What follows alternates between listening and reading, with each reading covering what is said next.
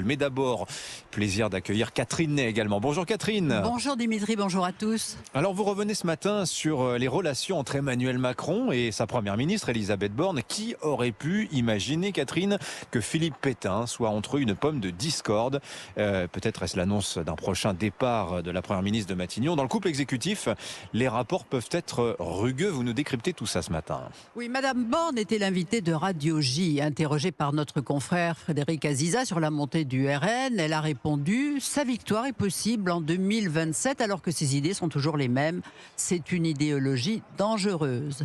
Question: le RN est héritier de Pétain? Sa réponse: héritier de Pétain? Absolument. Là, on voit que le journaliste est venu la chercher. Question suivante: qu'en est-il de Marine Le Pen? Réponse de Madame Borne: je ne l'ai jamais entendu dénoncer les positions historiques de son parti. Ça n'est pas parce qu'on change de nom qu'on change d'idée. En vérité, Marine Le Pen a rompu avec son père, l'a exclu du parti en raison de ses positions à ses yeux inacceptables, et ils ne se sont plus guère parlé. Il était antisémite, elle ne l'a jamais été. Mais Madame Borne a un contentieux personnel avec ce passé-là. Son père était un rescapé de la Shoah, une épreuve dont il ne s'est jamais remis. Et femme de gauche, elle était conseillère chez Jospin à Matignon et elle n'a pas oublié ce terrible 21 avril 2002, quand Jean-Marie Le Pen l'a empêché de se qualifier au deuxième tour. Pour elle, un double traumatisme. Alors pour avoir tenu ses propos sur le RN et Pétain, Catherine, Emmanuel Macron a donc recadré Elisabeth Borne en plein Conseil des ministres. Oui, à cause du contexte. Après la victoire de Giorgia Meloni en Italie, voilà que la droite s'allie à l'extrême droite en Espagne. Attention, danger. Comment barrer la route au Rassemblement national? Le président y a réussi 2 fois. Mais le RN est aujourd'hui à 22% dans les sondages. D'où sa tirade en Conseil. Il est inutile d'attaquer le Rassemblement national avec des mots des années 90, des arguments historiques et moraux. Ça ne fonctionne plus. Vous n'arriverez pas à faire croire que les millions de Français qui ont voté pour ce parti sont des fascistes. Et il a raison, ces Français-là se contrefichent du passé. Pétain, c'est loin.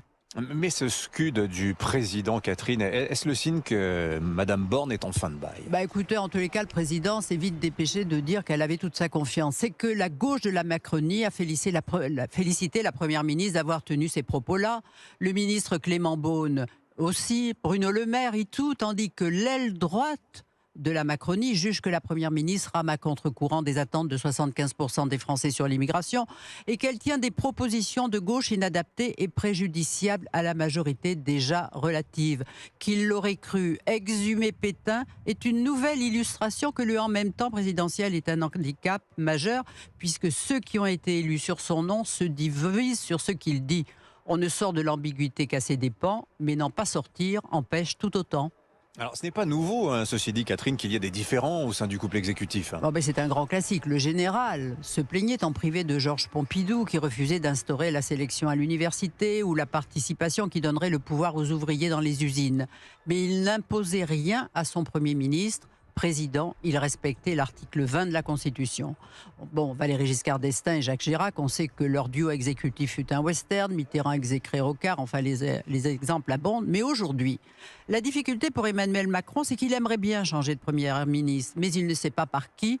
Et alors que l'international lui prend tant de temps, il aurait besoin d'un Premier ministre très politique, qui a de la bouteille et les mains dans le cambouis, avis de recherche. Le président n'est pas un manager, il n'a pas confiance en ses ministres, d'où sa propension à parler de tout, comme si son verbe était autoréalisateur. Merci Catherine Ney, qu'on retrouvera demain sur Europe 1 entre 10h et 11h.